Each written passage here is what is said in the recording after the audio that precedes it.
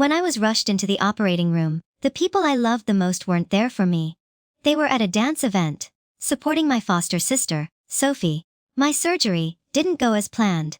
The doctors removed the brain tumor, but in the process, the nerves that let me feel like a normal person were damaged beyond repair. I woke up numb, not just in my body, but in my heart. I wanted to tell someone, my parents, my boyfriend, anyone, to just say I'm scared, I'm hurting, please, notice me. But my parents were too busy. They were buying plane tickets for Sophie's next big dance competition, an international one this time. And Ethan, my boyfriend, he was buried in overtime work again. I remember staring at my phone screen, typing out a message, then deleting it.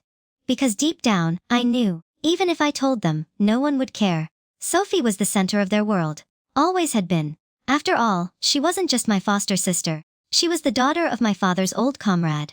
When she was 6 years old, her parents died in a car accident caused by her relatives. Sophie ended up dirty and homeless on the streets until my father, who was visiting an old friend, discovered her. Since then, she has become our second daughter. Sophie was 6 years old, and I was 10 that year. My parents told me, Iva, you're growing up. You need to learn how to care for your sister. I wasn't sure how to care for her. All I knew was that Sophie was always fragile. She did not have to do anything. She just stood there teary-eyed, as if she owned everything I had. When I was 10, I lost my bedroom and had to move into the guest room. At the age of 12, my piano lessons were cancelled, and our family's piano was sold, transforming the empty room into Sophie's dance studio. After I turned 15, I stopped wearing new clothes and instead alternated between 2 sets of school uniforms. My parents didn't care. They dressed Sophie beautifully and bragged about their lovely daughter to everyone they met. From that point on, I rarely returned home. Sophie went to study abroad just as I was about to graduate from college. My parents vaguely remembered me calling, frequently expressing concern for my safety, and occasionally sending me job recruitment information in the city where I lived. My father accomplished what he valued most by sending their comrades, orphans, to college. He was upbeat and promised to pay me a visit in my city to see if my 3-year-old boyfriend, Ethan, was trustworthy. I had no expectations of them anymore. But I still planned their reception at a hotel and restaurant. I didn't expect Sophie, whom I hadn't seen in a long time, to be with them that day. Her smile was remarkably pure. She smiled at Ethan throughout the evening, just as she had when she first arrived at our house. Later, I noticed Megan's profile picture pinned to the top of Alex's chat. Before being rushed into surgery, I couldn't stop calling my parents. The call only lasted 3 seconds, but I could hear their worried voices. Sarah, we are boarding. Now? Your sister's competition is critical. We'll talk when we get back if there's anything. I didn't have a chance to respond before the call ended. Shocked. I just stared at my phone. Alex mentioned that he was pursuing his dreams abroad, and the ticket showed the country where Megan was competing. I stared fixatedly until my aunt couldn't take it anymore, and forcibly took my phone away from me. I have signed the consent form on your behalf. Don't worry, I'll take care of everything. Your brother has been reckless in recent years. You've endured enough, she said, gently patting my head. Then take a deep breath. Sarah, I'll be waiting for your return. I was pushed into surgery, and anesthesia gradually took hold before I lost consciousness. I wondered if I would die during the procedure. Will my parents mourn me and Alex? I assumed that once I awoke, I would have to tell him myself. I knew he'd fallen out of love. This time, I chose to end things with him. Alex and I did not have a grand romance. Both teachers and peers admired our relationship in our early college years. The story began predictably. The student council president, who comes from a wealthy family and is attractive, assisted a fellow student who fainted from exhaustion during a welcome event.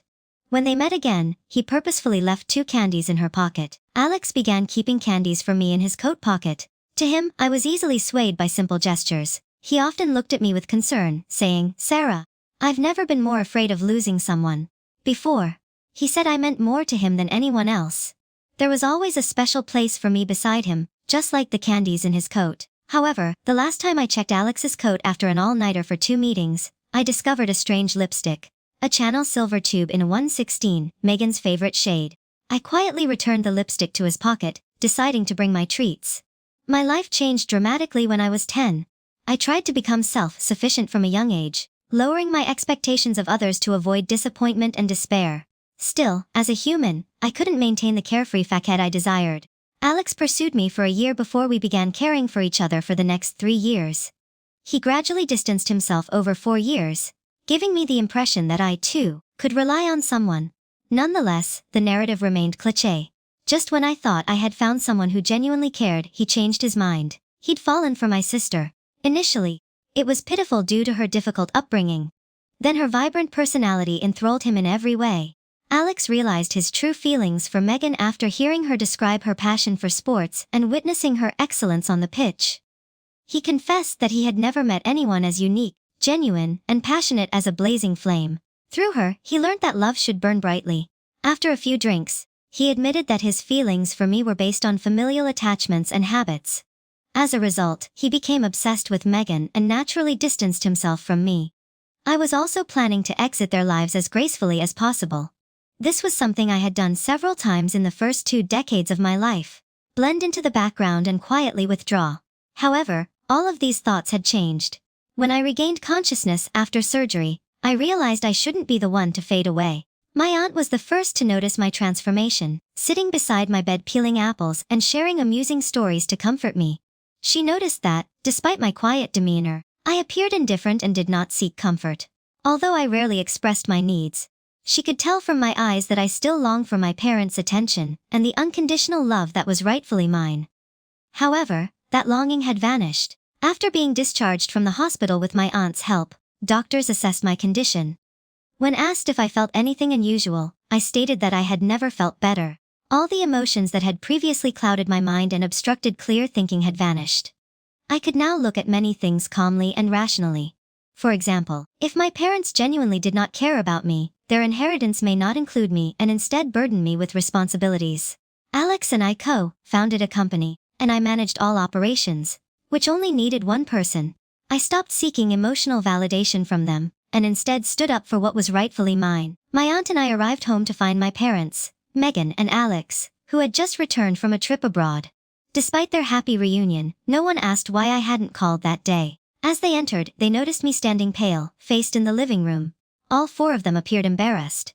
Yes, 4 people. Alex was among them. Megan quickly approached, linking her arm with mine and asking if I had noticed them, as she celebrated her award with Alex at our house.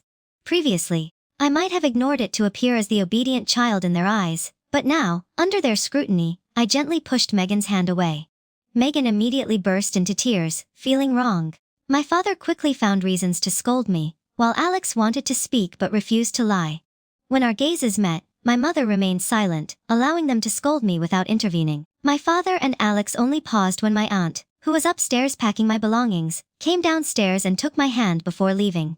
As we were leaving, my mother inquired about our destination. When I revealed that from then on, my aunt would be my only family. My father nearly lost his temper as my aunt whisked me away, leaving my mother to question from afar. It took her some time to understand the situation. My mother's subtle attempts to make me feel guilty no longer bothered me. I finally revealed my surgery and who signed the consent form. When my mother heard this, her face turned ghostly pale. Why didn't she inform her family about such a serious situation? She muttered. My aunt smiled and reminded her that she had called several times in the previous half-month. My mother seemed to remember something. She unexpectedly pulled out her phone and frantically searched the screen. Even if you do find records, they are of no use. You did respond to her calls, but who had the patience to listen? You were all busy with your adopted daughter. On the plane, my aunt said before hitting the gas and driving away with me. That night, my mother attempted to contact me but discovered that I had blocked all of her accounts along with mine. My father, Sarah, and Alex were all blocked, unable to contact me, and constantly reprimanded. My parents lacked the courage to confront my aunt and uncle. They could only complain about me. Within the family circle, they accused me of being petty and filial, envious of my sister's success and awards, and of failing to notify the family when I became ill, making a spectacle even in front of my aunt. Initially, my aunt found their complaints amusing. She advised me to ignore the group messages. She then proceeded to share my medical records as well as photos of her caring for me in the hospital. She wondered how their consciences could be so corrupted. Their daughter was critically ill and in the hospital. They frequently caused delays in surgeries. However, they showed no concern and even mocked their recovering daughter. My parents' deception was exposed, and they became enraged in the family group chat, sending numerous voice messages and arguing with my aunt. However, my aunt ignored them and left the group. That night, she embraced me to sleep, gently patting my shoulder with warm hands. My brother and his family were mistaken. Auntie knows you didn't do anything wrong. If you're sad, let it out. Do not keep your grievances bottled up, she said. Hearing this, I looked at my aunt calmly. I told her that I was not sad at all, that no emotion was stirring in my heart. By the time I saw my parents again, I no longer cared if they cared about me. I was determined to sever ties with them to avoid being dragged down in the future. Under the moonlight, I noticed a look of surprise in my aunt's eyes. Those normally compassionate eyes widened, then filled with pain. I realized I had an issue. I had a clear understanding of others' emotions. However, I was unable to feel any emotions. Perhaps this was a complication of the surgery, but I didn't mind. I believed it was preferable this way. I still can discern right from wrong. I became more objective and rational. Just as I do now, I knew my aunt genuinely cared about me. Even if I couldn't feel grateful internally, I knew I needed to make an effort to honor my aunt in the coming days. My parents may have noticed my change, but they still expected me to return and continue to be controlled by them. However, they were unaware that it was no longer possible. Another 2 weeks passed, and my parents brag in their social circles about how well they treated Megan, relaying the news to me through others. They wanted me to feel regret, to realize that if I were smart enough, I could submit to and please them. They could treat me just as well as Megan. Despite having met their expectations for over 2 decades, seeing my indifference caused them to panic. One day, at the company entrance, I ran into my parents and Megan's family with Alex, who had been missing for 2 weeks. When Alex saw me, he instinctively wanted to greet me, but instead remained silent and awkwardly turned his head next to me. Megan's expression made her eyes turn red, as if she had just cried, but they brightened quickly. After witnessing this unwanted display, I lost interest in their antics. Just as I was about to ignore them and enter, my mother grabbed my wrist. Sarah, Megan is severely depressed as a result of your guilt and self-blame. The doctor stated that she requires a partner. We have already consulted Alex. You will support your sister, correct? Seeing me in silence, she proceeded. Megan has gained some national recognition over the years, and a significant amount of money has been invested in advancing her career, as well as that of her sister. You can't just watch her career crumble, can you? Her sharp tone gave me a headache, so I silently withdrew my hand. Looking at the 4 people in front of me, each with their agenda, I saw through the familial facade to their true intentions. Even if Alex desired to be with Megan, there were numerous respectful ways to approach the negotiation. They didn't need to cause a commotion at the company entrance to get me to comply. In the end, they were testing my limits, seeing if I would continue to obey them as I had before, willing to sacrifice my interests indefinitely to please them. After a moment of thought, I gave my answer, but before they could smile with relief, I turned to Alex and said, after 6 years of college and building this company, I want 15% of the original shares as compensation. Alex's face darkened as he realized what I had asked. He was about to respond, but I continued. If the compensation is sufficient, I will not mention you or Megan again. Even if you two were to marry in the future, you wouldn't have to invite me. I will not return home. As long as you do not interfere with me, I will vanish from your lives. You don't want your sports star to be known as a mistress, do you? Megan reacted almost immediately after I finished speaking. She didn't let Alex think and held his arm as he began to cry. Alex, who had always prided himself on being honest and unconcerned about money, unexpectedly agreed to the arrangement. Alex and I co-founded the company. I held 26% of the stock, and he had 35% over the years. I repurchased 10% of his shares. If Alex transfers his remaining shares to me, I will become the largest shareholder, effectively marginalizing him and preventing Alex from changing his mind. When he regained consciousness, I immediately took out my phone, directed the secretary to prepare the documents, and contacted a notary. When I purchased the shares, I sincerely wished Megan and Alex 100 years of happiness. I even escorted them to the company entrance. Sarah gave me a triumphant smile and warned, Megan, you now have the funds. You should no longer cling to Alex. I smiled and motioned for the security guard to lead them out. My mother emerged from behind them, staring intently, and inquired, what do you mean you're never coming home again? I realized I hadn't responded. She began accusing me passionately, are you trying to kill me?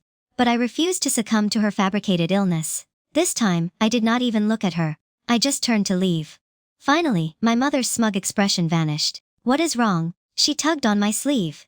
Her face flushed with panic. Her voice trembles. She sensed that her previous feigned illness and manipulative tactics were no longer effective. Because I no longer cared about her, I would no longer pretend to be sorry for her phony illness. I spoke softly to her and Sarah's family behind her, saying, "And the future. You and your family should live well. What exactly do you mean by that? My father, who had not spoken up until now, was agitated. He charged over to me, attempting to strike me. But the security guards I had previously summoned stood firm in front of me. This time, my father was stunned, clutching his heart as if he might pass out from anger, just like my mother had done before. At this point, my nephew managed to break free from Megan's grip and approach me. He looked at me with disapproval, saying, "Sarah, you can hate me, but your aunt and uncle are still your biological parents. What you're doing is excessive." Yes. I didn't have time to argue with him, so I lowered my head, picked up my phone, and started dealing with the documents. Alex was about to say something else when my indifferent demeanor caught him off guard. I raised my head and stared at him intently. "Alex, we have nothing left to talk about. You can keep the money, but please refrain from contacting me again." As I touched on, my calm and icy expression gave way to a hint of panic on his face. "And we can no longer trust you after your unexplained absence of 2 weeks. The company has decided to remove you from your position as CEO. Please remain calm, refrain from persisting, and ideally, disappear far away." After that, I showed him my phone and blocked his contact information right in front of him.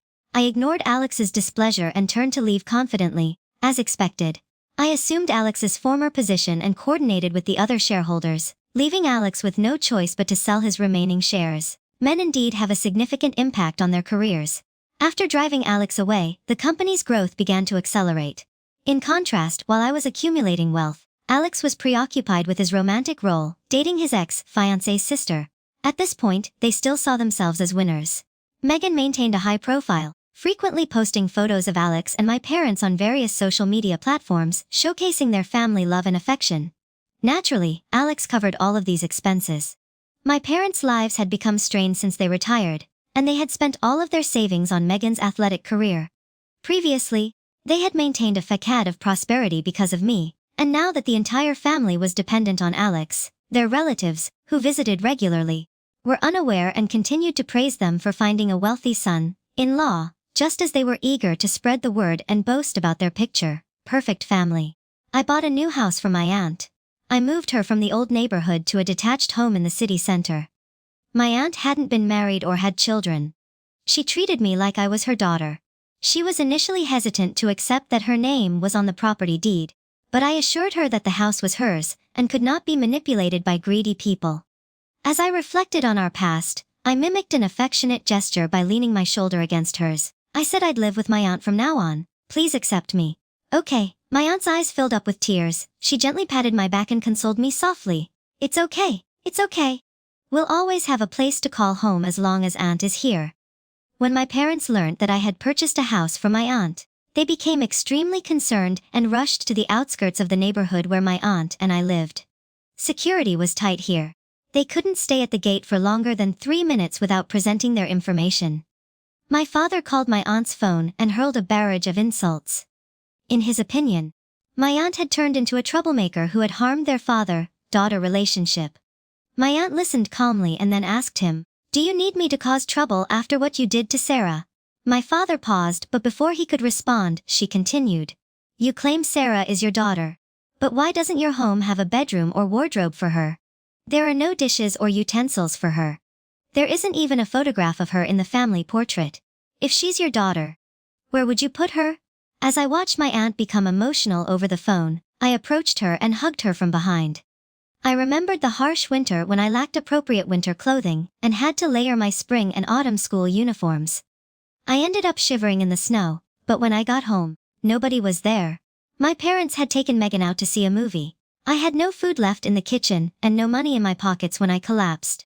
I barely made it to the entrance of my aunt's neighborhood. Her house was 5 long streets away from mine, which was the longest distance I had ever walked. If I had fallen during that snowstorm, I would have never made it to safety. Thankfully, I made it. I noticed my aunt came down with an umbrella to take out the trash. I could see the shock and concern on her face as she rushed over and embraced me, helping me regain sensation from the cold. Since then, I've had a home. Again, my room was in my aunt's house. My dishes and utensils were present, and she even purchased the piano that had been sold and placed it quietly in the living room. I had long forgotten how to play the piano, but that day, I silently promised myself that as long as I was present, I would be my aunt's greatest supporter in the future. So, when my aunt was questioning my father on the phone and began spewing foul language in response. I calmly took the phone and told him not even to consider buying a new house. Say another word, and you won't be able to stay in your current one. He forgot that not only the house, but also their living expenses had been deducted from my card. Their massive retirement funds and savings had been depleted over the years, allowing Megan to compete and receive training from top instructors. They still looked down on me everywhere. Their voices were cut off at the other end. After 2 seconds, my father erupted with a thunderous roar. "Sarah, you have gone too far. How dare you?" The louder he yelled, the more guilty he felt. I'd already faced death on the operating table, so there was nothing I wouldn't do. Now I calmly expressed my emotions, but my father misinterpreted these words as me blaming them for their actions. He took a softer approach, attempting to scold and then sweet-talk me. "As usual," he stated, "in the end, you are still blaming us for caring too much about your sister. Why don't you consider how pitiful your sister is?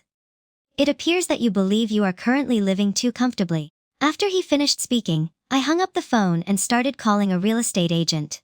While I was preparing to sell the house, my father and his wife were relentless in their efforts to find me and cause trouble wherever I went. I avoided them for 3 days, gathered enough evidence, and then reported them to the police. They were later detained for 15 days on charges of provocation and causing disturbances. My parents, who thought they had lived a dignified life, never imagined that their daughter would send them to the police station in their old age. They cursed and scolded me in front of the police, accusing me of being filial and complaining that it was too noisy. I put in earplugs, turned to the police who had arrived to mediate, and firmly refused to reconcile as they were taken away. My once strict and authoritative father, as I remembered him, looked at me with fear in his eyes. Realizing that I might truly stop caring about him, he softened his tone with me, calling my name Sarah, Sarah, Sarah, repeatedly. It was intimacy I hadn't experienced since I was 10 years old, but I had no emotions left, so I didn't soften towards him. Unfortunately, Megan had fled. My parents were taken away. She immediately embarked on a trip with Alex to safeguard the reputation of the sports star they had developed. My parents insisted that everything was part of their plan, and Megan had no role in initiating any of it.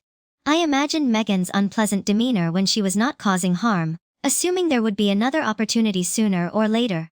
During this time, I sold the original house for a low price to a tattooed man who could handle both black and white issues. Megan returned from her trip, only to find herself locked out of the house.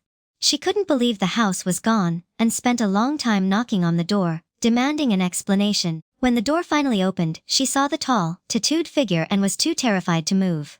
Finally, Alex drove her to his own home. My parents were released within 2 days. When they learned that I had sold the house, they cursed the sky and earth, but no one dared to bother me again. Their survival became their primary concern. So my parents quickly packed their belongings and relocated to Alex's house overnight. Alex initially welcomed them, but after years of flaunting and asserting themselves in front of me, they were unable to resist and soon began exhibiting unpleasant traits towards Alex. Alex had never been pushed around since he was a child. Quickly confronted them. Not long after my parents moved out of Alex's house, he rented them a separate flat half a city away from his own.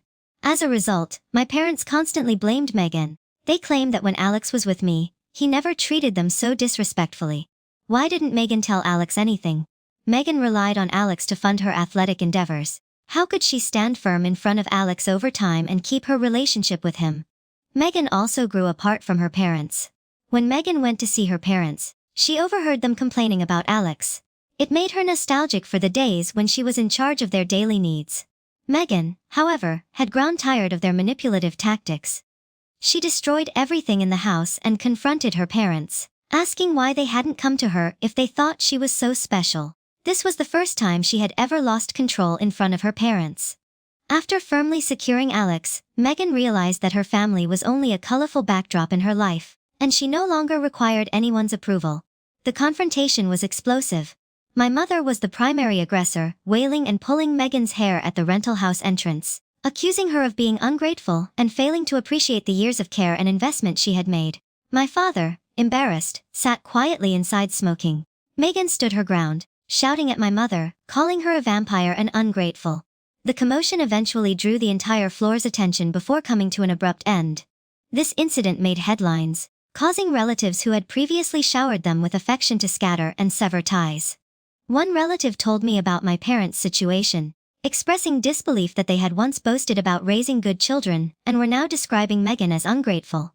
He looked at me, trying to please me, and said, "Sarah, let me say your aunt has a good eye for choosing you as her treasure now. Enjoy it in comfort."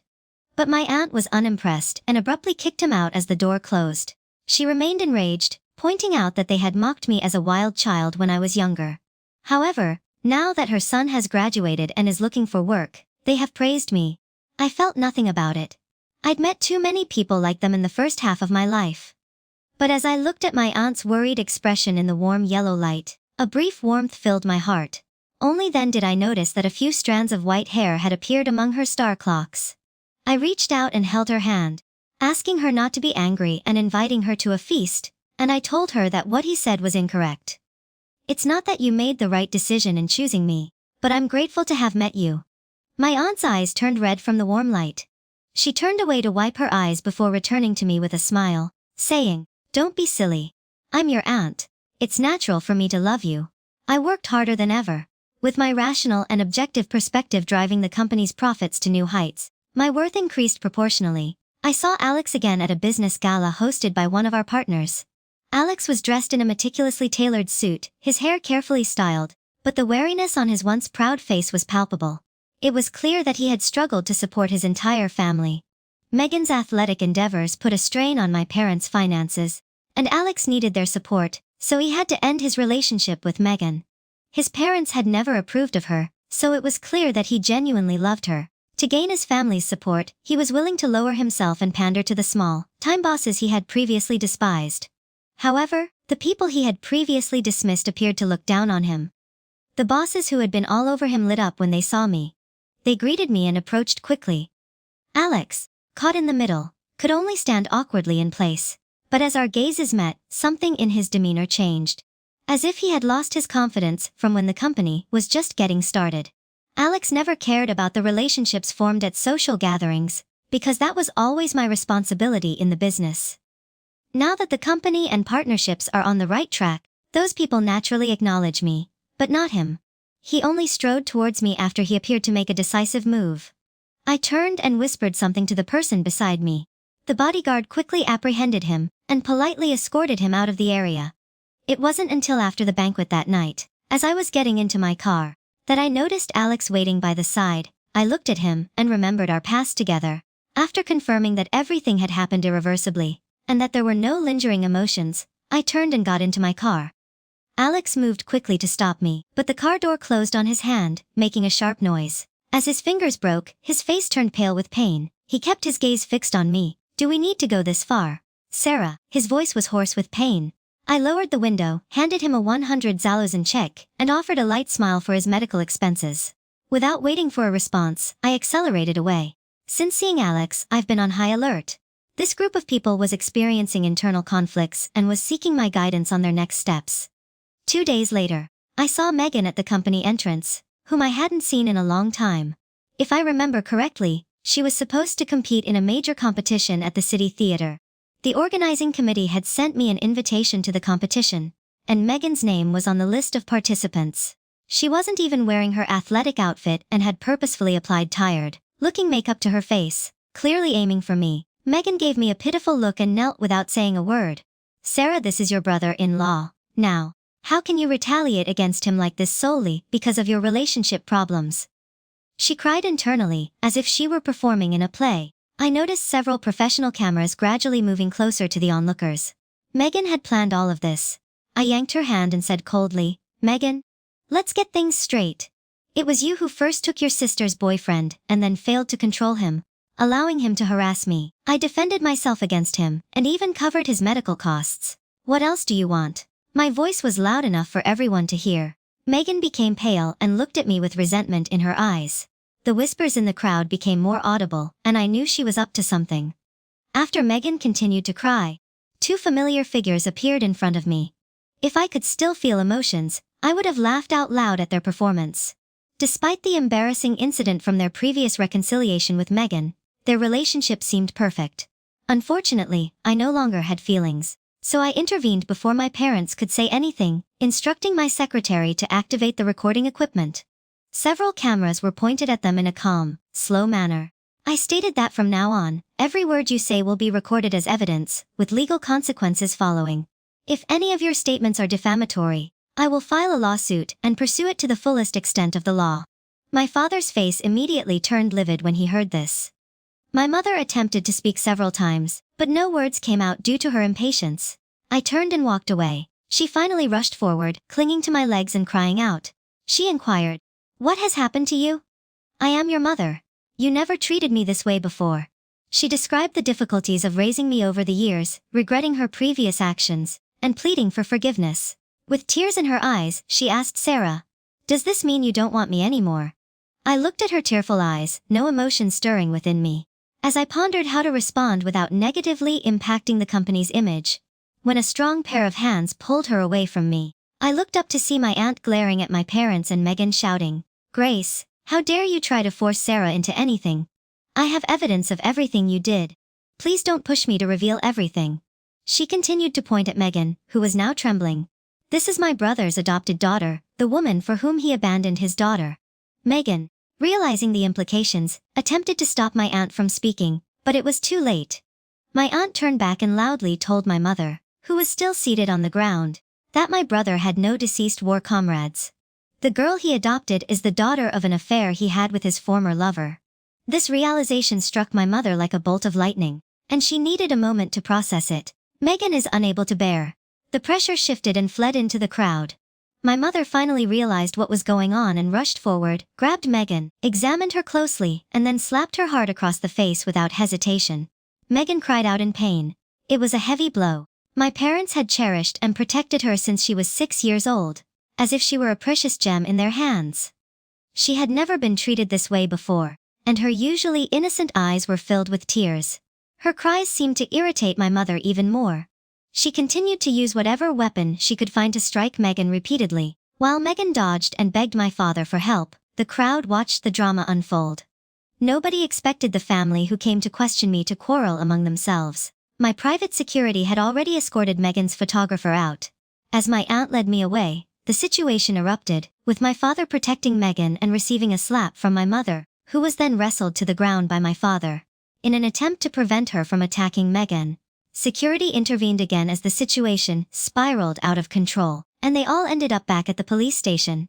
Megan hired several paparazzi to tarnish my reputation, make accusations, and spread rumors.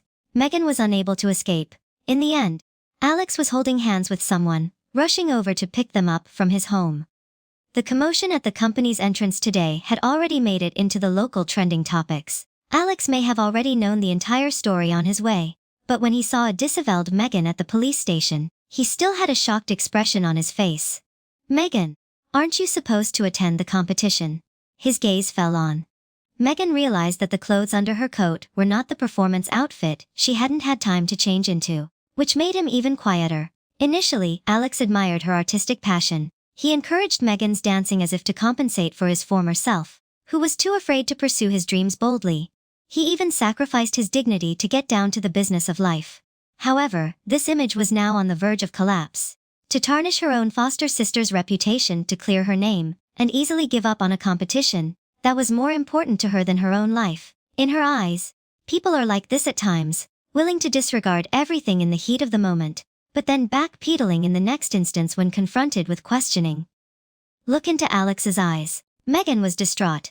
Tears streamed down her cheeks as she quickly began to explain. "Alex, it wasn't what you thought. Sarah. She tampered with my performance in the competition, and I was forced to do so.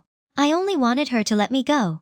Megan's original plan was to come to my company's entrance, join forces with my birth parents to humiliate me publicly, paint me as a jealous and malicious foster sister, and use this as an opportunity to accuse me of manipulation behind the scenes, ensuring that Megan would not win what she deserved, even if she participated in the competition. Although she dropped out of the competition, she could use the scandal to improve her reputation and ensure she did not lose anything. It was a risky move, but Megan bravely went ahead with it, relying on my family's support. She believed she could control public opinion, but Megan soon discovered she was the result of my father's affair with his first love. After marrying my mother and making one mistake, everything was lost. Even now, she continues to attempt to tarnish my reputation. Still, before Alex walked in, My assistant had already laid out all of the facts for him to see, including Megan's transaction records with the paparazzi and their planned fabrications to frame me. Many of the things they mentioned had not yet happened, but they confidently claimed that they had. Meanwhile, the organizing committee had already released a statement. They had been organizing the competition for decades and had always had a positive reputation. Megan's failure to show up for the competition and plans to disgrace them infuriated them, especially since some of the higher-ups had connections with Alex's parents. Even if Alex wanted to intervene, they were already aware of Megan's existence. Alex's plan to boost Megan's popularity and then bring her home had failed. I'm not sure what kind of mindset he had when he came to see Megan, but Megan's immediate reaction of lying to him sealed her fate in his eyes. The filter over Megan broke and Alex's expression turned icy cold. He didn't say anything, just turned around and left, leaving me bewildered. Megan received an additional 15 days in detention, after watching her last hope fade away without Alex compensating for her losses. During this time, the dance competition committee filed a lawsuit against Megan and Alex's parents, alleging that they had manipulated the competition. The 15 days were forcibly extended to 2 months. My parents were also detained, despite having lived an extraordinary life in their later years. They were in and out of prison twice per year. Their affair during the marriage was revealed, and all of the praise they had received for adopting Megan was replaced with ridicule and mockery. Before I left, my father asked me one final time if I wanted to end up like this. I turned around and told him with all sincerity that I was not trying to cause trouble. I've been swept along by life for so long, and all I want is to break free from the undertow that has been dragging me down for years. I want to live my own life. Well, no more being held hostage by familial ties, no more having unrealistic expectations of those who aren't worth it, and no more sacrificing myself in unjust ways to gain their approval. Do you understand? I no longer love you. This is the last time I'll address you like this, Mom and Dad. My father was unable to read my expression when I said those final words. I turned and left, catching a glimpse of my mother's tears streaming down her cheek. She wanted to say something when she saw me go, but nothing came out. Perhaps she now truly regretted it, spending a lifetime pushing her daughter away, only to make wedding gowns for others. But what does this have to do with me? For over 20 years, I cried enough tears for them. My aunt was waiting at the door as I walked out of the police station. She was one of the only people in the world who truly understood my father. She was concerned that my current actions would embarrass my father and that he would do something bad to me in the future. And then there's Megan. She isn't one to keep quiet, so she spoke. Her worries were evident in her eyes. I gently placed my hand on hers, assuring her that we are no longer as weak as we once were, and that we can withstand whatever comes our way. Only then did my aunt relax a little. Following that, I kept an eye on their family's activities. I knew Alex and Megan had broken up. Megan resisted violently and even caused trouble in front of Alex's parents, resulting in severe repercussions. For many years, my parents devoted all of their wealth to farming. But now, in the blink of an eye, Megan has been banned by the national sports community and is completely disappearing. Megan, who no longer had any support, chose to submit to my father and hold tight to my parents. However, whenever my mother saw Megan, she was filled with resentment. She wanted to divorce my father, but he refused, so she yelled at Megan and abused her. During this time, my business continued to grow and showed signs of expanding into international markets. Alex's parents, whom I used to dislike, sent me invitations and Alex attempted to contact me several times, but I did not respond. Later, at a dinner party, I ran into Alex again. He appeared much more mature than before, but his eyes held a hint of sadness when he looked at me. "Sarah, you're so successful now. I almost do not recognize you." He greeted me. His eyes were uncertain, and he lacked the confidence that he once possessed. Although he hadn't changed much, he'd lost his arrogance. As if he were afraid of being rejected by me, Alex quickly began speaking and apologizing to me face to face. He claimed he owed me an apology for a long time. He realized he'd never really liked Megan. He'd just projected his inner desires onto her, hoping to discover his true self through her. I now realize how naive I was before. After losing you, I realized how much I had lost. I listened to his words impatiently until I could no longer hold back and stood up to leave. "Alex, no matter how nice you say it, you can't deny that you couldn't resist the allure and cheated during our relationship. You now dare to appear in front of me. You truly have no shame." After removing the filter from Alex, I realized that the person I once admired was precisely like that. Furthermore, I had long surpassed his previous position, and from now on, I would be the one to illuminate my own life. possibly putting too much pressure on myself. Not long after I learnt that Alex and Megan had reconnected, I realized that there had been either zero or countless instances of cheating. However, Megan was no longer able to enjoy Alex's pampering treatment. He brutally revealed his darker side to her. Alex frequently physically abused Megan, and worse, he constantly belittled her verbally, calling her the most despicable woman in the world. He looked down on Megan, but hoped to gain her respect and satisfaction during their relationship. Unexpectedly, my parents reconciled. It was revealed that my mother was pregnant again, this time with a late child, which completely dispelled her thoughts of divorce and even led her to accept Megan. On a rainy night with thunder and lightning, an urgent, unfamiliar call arrived on my phone. When I answered, my father's panicked voice came through. "Sarah, your mother fell at home, and there is a lot of blood. We do not know what to do. Please come to see her. She raised you for more than 20 years. After hanging up, I calmly dialed the emergency hotline for them and arranged for an ambulance.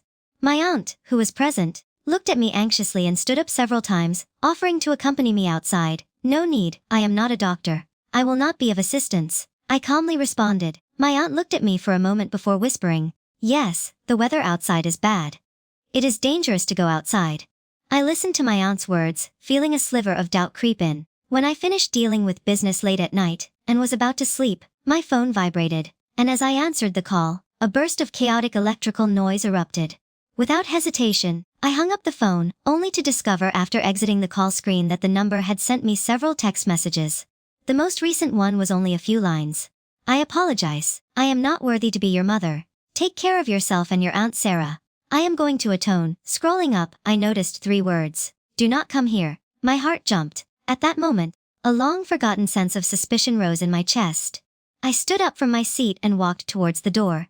But as my gaze shifted to the pouring rain and thunder outside, my pace slowed. In the end, I took out my phone and called the police hotline in my parents' neighborhood the next morning. The police contacted me first. They informed me that a fire broke out last night in the old neighborhood where my parents lived, killing Megan, my parents, and Alex. Because forensic examiners discovered excessive sleeping pills in all 4 bodies, they suspected that the fire was intentionally started. I couldn't describe the emotions I felt from the moment I saw the text message last night to now. I remained completely calm, but my aunt was in tears. She looked at me, embraced me, and gently reassured me that she would always be there for me. As my family, I lowered my gaze and remained silent. It wasn't until much later, when the police investigation's results were released, that I discovered what had happened that night. It turned out that my mother was not pregnant, and wanted to divorce my father. My father, embarrassed, tied her up at home. Megan did not fare well when Alex's parents tried to manipulate her. She was socially dead at university, banned from the sports community, and spent the entire day at home. She's venting her frustrations on my mother. Of course, she despised me the most. She blamed me for everything that was going on right now, especially since Alex was always distant from her and frequently used me to belittle her. Megan made up her mind to devise a malicious plan with my father. They planned to lure me in with my mother's help, stage an accident, and split my assets like vultures feasting on a carcass. But when my mother found out, she did something no one, not even I, expected. She chose me. In my father's eyes, my mother's hatred for me was a given, so he never bothered to guard against her. But that rainy night, my mother slipped sleeping pills into my father's and Megan's dinner. Then she called Alex, who, despite despising Megan, still respected my mother enough to come when summoned. He too, unknowingly, was drugged the moment he stepped inside. One by one, she laid them down like broken pieces of a puzzle she no longer wanted to solve. She lit the gas stove and let the house swallow the secrets whole. Later, I received a letter from the police. A single page, damp with tear stains. "Sarah, if we meet again in the next life, I promise I'll be a good mother. For now, let me try to find redemption in this one. If there's a next life, maybe we can start over." In the years that followed, my aunt and I built a simple, peaceful life together. The first snow came early that winter. I was making dumplings in her warm, cozy kitchen when she called me over for dinner. I turned around, and for the first time in forever, the ice in my heart cracked. There she was, my aunt standing in the soft glow of the kitchen light, her eyes gentle, her shoulders warm. I smiled at her, truly, deeply. She froze, plate in hand, stunned by a moment we both thought we'd never have. Slowly her eyes brimmed with tears. We locked eyes, we smiled. And just like that, after everything, the road ahead finally bloomed with spring flowers. If this story touched you, don't keep it to yourself. Hit that subscribe button, share this video with someone who needs it, and drop a comment below to tell me, what would you do for a second chance? I'm reading every single one.